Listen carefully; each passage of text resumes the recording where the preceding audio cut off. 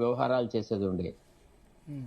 Okay, Prakash గారు నమస్కారం. భరత్ గారు నమస్కారం. నమస్కారం. శరత్ భాయ్ సార్ సో ఏమంటారు, ఓవరాల్ గా ఏమనిపించింది? మీరు కూడా పిసి ఘోష్ ను చాలా సార్లు పర్సనల్ గా కలిశారు. ఏమంటారు, ఆయన రిపోర్ట్ రాకముందు ఆయన రిపోర్ట్ డెఫినెట్ గా నేను ఏమంటారు ఏకీభవిస్తాను, ఆయన చెప్పేదాంతో ఆయన ఎవరు మేనేజ్ చేయలేరు అట్లా కూడా అన్నారు. బట్ రిపోర్ట్ వచ్చిన తర్వాత ఎందుకు ఇట్లా రిపోర్ట్ ఇచ్చాడు అన్నారు. బట్ ఇప్పుడు ఫైనల్ గా హైకోర్టు నుంచి రిస్పెక్ట్ దొరికింది. బట్ ఇది టెక్నికల్ లీగల్ కారణాలే తప్ప ఓవరాల్ గా అని చెప్పొచ్చా? ఓవరాల్ గా వీళ్ళకి రెస్పెక్ట్ దొరికిందని చెప్పొచ్చా? ప్లస్ మళ్ళీ సుప్రీంకోర్టుకి వెళ్తే యాక్చువల్ గా శరత్ గారు ఎట్లా చెప్పారో దాదాపు వారితోనే కావచ్చు లేదా వీడికి కావచ్చు, నేను కూడా అవే విషయాలు చెప్పుకుంటూ వచ్చిన. ఇది నిలబడదు, లీగల్ గా నిలబడదు, ఇలా చాలా హద్దులు దాటాడు ఆయనే. మేము ఎక్స్పెక్ట్ చేసిన దానికి చాలా భిన్నంగా ఆ రిపోర్ట్ వచ్చింది. అలా లీగల్ బ్లండర్స్ ఉన్నాయి, ప్రొసీజరల్ ల్యాప్సెస్ ఉన్నాయి, అండ్ సమ్హో ఈ has not return the report అని కూడా మీ ఛానల్లో నేను చెప్పాను. అయితే ఆయన సంతకం పెట్టాడు, బట్ సంతకం పెట్టే ముందన్న చదువుకొని ఉంటే కొంత సరి చేసేవాడేమో.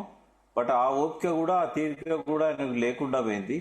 మార్నింగ్ ఫ్లైట్ లో కలకత్తా నుంచి వచ్చేవాడు, ఓ 2-3 రోజులు ఇక్కడికి అక్కడికి తిరిగేవాడు.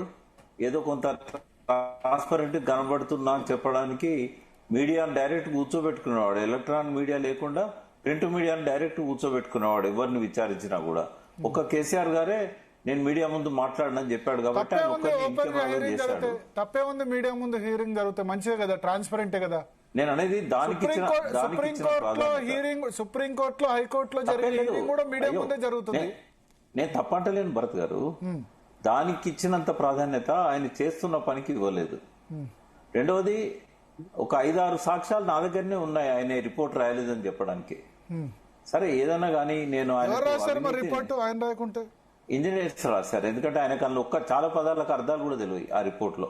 ఆ భాష అనేది కాదు, ఆ రాత అనేది కాదు. మరొకసారి మన శరత్ గారు కనుక just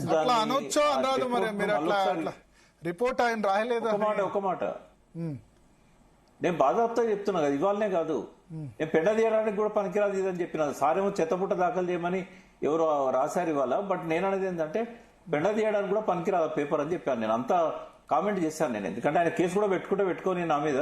but commission of enquiry chairman ఎవరైతే ఉంటారో హైకోర్టు పర్మిషన్ తీసుకోవాలి. ఆయన మీద ఏదైనా డిఫెమేషన్ ఎవరైనా మాట్లాడినప్పుడు హైకోర్టు పర్మిషన్ తీసుకోకుండా మమ్మల్ని ప్రాసిక్యూట్ చేసే అధికారం కూడా లేదు ఆయనకు.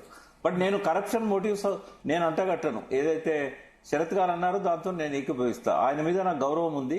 బట్ ఆయన చాలా బ్లండర్ చేశాడు. పొరపాటుకు తప్పుకు తేడా ఉంటుంది, తప్పుకు బ్లండర్ తేడా ఉంటుంది. ఆయన బ్లండర్ చేశాడు, ప్రొసీజరల్ ల్యాప్సెస్. అదే విధంగా ఆ కామెంట్స్ కూడా ఇప్పుడు మీరు చెప్తుంటేనే వింటున్నా, ఎందుకంటే డీటెయిల్ గా నా దగ్గర ఆర్డర్ కాపీ లేదు వాళ్ళు ఏమిచ్చారనేది. మీరు చెప్తున్న దాన్ని బట్టి వాళ్ళు అందులో ప్రొసీజర్ వరకే పరిమితం కాకుండా సెక్షన్ 8B ఏదైతే కేసీఆర్ హరీష్ రావు లేవనెత్తారో, సెక్షన్ 8B ప్రకారం ఒకళ్ళ అలిగేషన్ మన మీద చేసినప్పుడు మళ్ళీ మనకు దాన్ని కౌంటర్ చేసేందుకు అవకాశం ఇవ్వాలి. అవకాశం లేకుండా అందరికంటే చివరిగా కేసీఆర్ ని విచారించారు. చాలా సార్లు శరత్ గారు నేను మీరు ఉన్నప్పుడే ఈ విషయాలన్నీ డిస్కషన్ కు వచ్చినాయి. శరత్ గారు చెప్పారు, నేను చెప్పాను, ఇది నిలబడదు లీగల్ గా అని. వారికి అవకాశం ఇవ్వలేదు. వారిని సాక్షిగా పిలిచి దోషిని చేశారని కూడా మనం మాట్లాడుకున్నాం. సాక్షిగా వచ్చినప్పుడు సాక్షిగానే ఉండాలి, దోషిగా చేయాలనుకున్నప్పుడు క్రాస్ ఎగ్జామిన్ చేయడానికి విట్నెస్ మళ్ళీ పిలిపించి కేసీఆర్ గారికి, హరీష్ రావు గారికి, జోషి గారికి వాళ్ళ అవకాశం ఇవ్వలే కదా. కాబట్టి ఇవన్నీ ప్రొసీజర్ ల్యాప్సెస్. అయితే మీకంటే ముందు నేను ఒక 2 ఛానళ్లలో మాట్లాడాను ఇవాళ. అప్పటికి నాకు ఈ విషయాలు తెలియదు, కేవలం ప్రొసీజరల్ ల్యాప్సెస్ మీదనే తీసేశారు అనుకున్న తప్ప వాళ్ళు లోపలికి కూడా వెళ్లి రిపోర్ట్ లోపల అనేక అంశాల మీద కామెంట్ చేశారనేది మీరు ఇందాక చెప్తున్న ఇంట్రోలో నుంచే నేను విన్నాను. ఒకవేళ అదే నిజమైతే ఇది ఏ కోర్టులో కూడా నిలబడదు. ఇది సుప్రీంకోర్టు పోయినా ఎక్కడ పోయినా కూడా ఈ ప్రొసీజరల్ ల్యాప్సెస్ అయితే నిలబడవు. దాని మీదనే కేసు అంతా బిల్డ్ అయింది కాబట్టి ఇంకా ఎటువంటి విలువ పిసి ఘోష్ కమిషన్ కు లేదు.